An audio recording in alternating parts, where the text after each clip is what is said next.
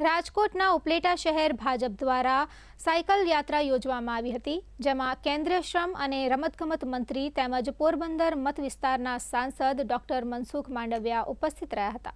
આ સાયકલ યાત્રામાં 200થી વધુ યુવાઓએ ભાગ લીધો હતો અને સ્વાસ્થ્યની સાથે પર્યાવરણ જાળવણીનો સંદેશો આપ્યો હતો। સાયકલ યાત્રા બાદ સાંસદ મનસુખ માંડવિયાએ ઉપલેટાની સિવિલ હોસ્પિટલની મુલાકાત લીધી હતી।